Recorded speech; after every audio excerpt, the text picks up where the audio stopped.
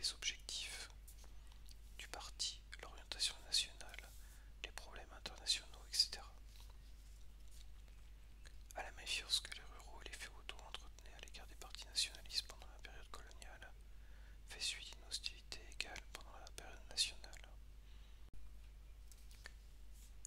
Les services secrets colonialistes, qui n'ont pas désarmé après l'indépendance, entretiennent le mécontentement et arrivent encore à créer au jeune gouvernement de graves difficultés. Somme toute, le gouvernement ne fait que payer sa paresse de la période de libération et son constant mépris des ruraux.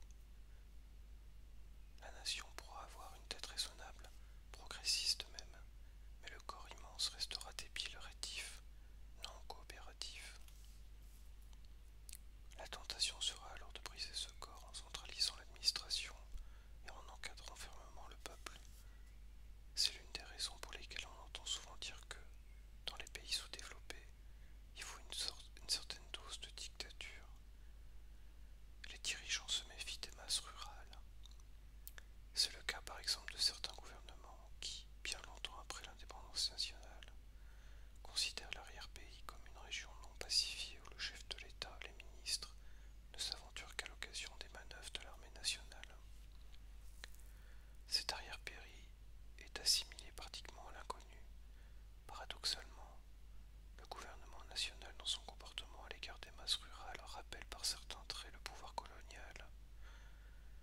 On ne sait pas très bien comment ces masses vont réagir, et les jeunes dirigeants n'hésitent pas à dire « il faut la trique si l'on veut sortir ce pays du Moyen-Âge ».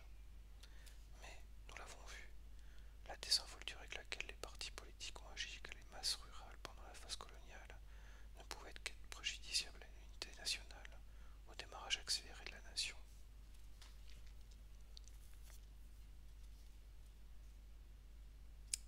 Quelquefois, le colonialisme tente de diversifier, de disloquer la poussée nationaliste.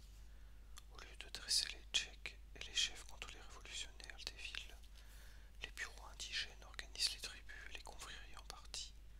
Face aux partis urbains qui commençaient à incarner la volonté nationale et à constituer un danger pour le régime colonial, des groupuscules prennent naissance, des tendances, des partis à base ethnique ou régionaliste surgissent.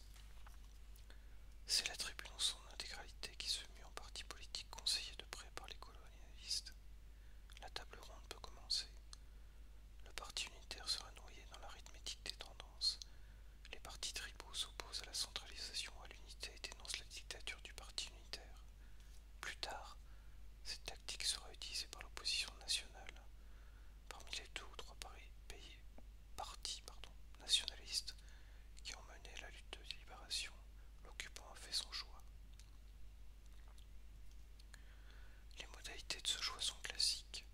Lorsqu'un parti a fait l'unanimité nationale et s'est imposé à l'occupant comme seul interlocuteur, l'occupant multiplie les manœuvres et retarde au maximum l'heure des négociations.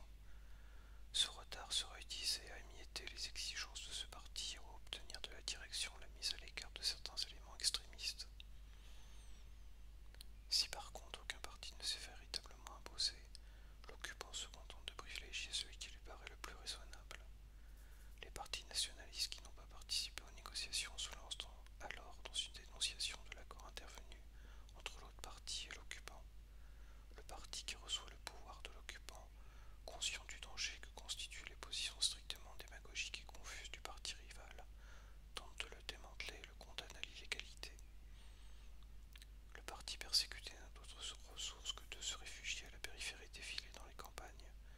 Il essaie de soulever les masses rurales contre les vendus de la côte et les corrompus de la capitale.